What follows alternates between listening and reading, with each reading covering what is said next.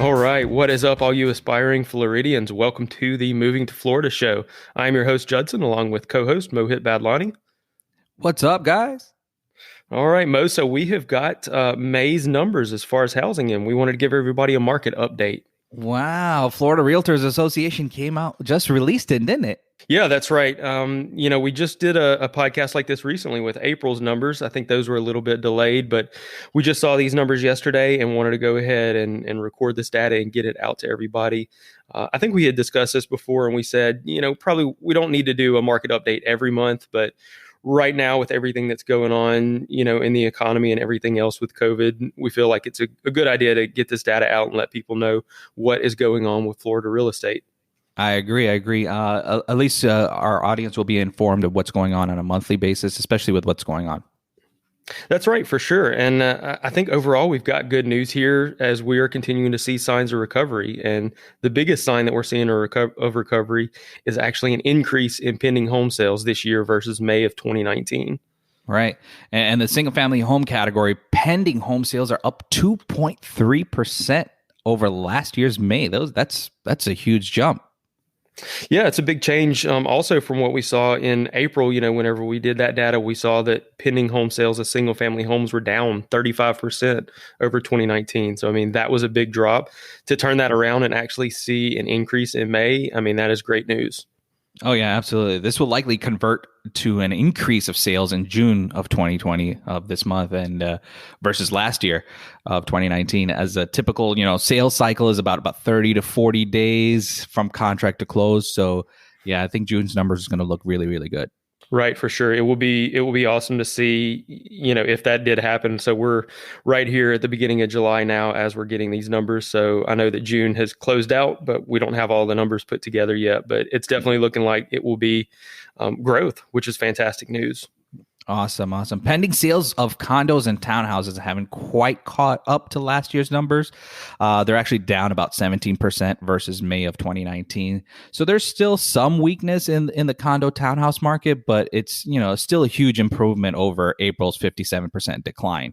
So condos and townhouse sales are improving, but they are definitely, outpaced by single family home sales. Right, for sure. Yeah, and I think this makes sense too because we've both seen something similar in our business. After months of quarantine, a lot of people are just ready to get out of that cramped apartment. They want a little more room to stretch their legs, or they want a backyard for the kids or the dog to run around and play in. They're ready for some real space of their own. As far as new listings, condos and townhomes actually saw an increase versus May of 2019, with about 2% more listings coming into the market. These were down 39% in April, so the increase could just be due to people, who are going to list in March and April, but just waited a little longer. So went ahead and decided to list.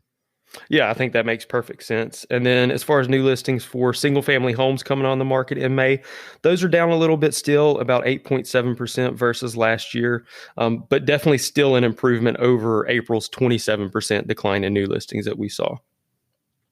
And if you look at a few of those figures together, the increase in pending sales and decrease in new listings, you can see most of Florida is still a big seller's market, which is why we haven't seen any drops in home values. Right, for sure. I think that makes total sense as well. So if we look back at April's big drop in pending sales, I don't think it's any surprise that we see that completed sales are down in May. Single family closings were down 36% versus last year. And then in condos and townhomes, sales were down 50%.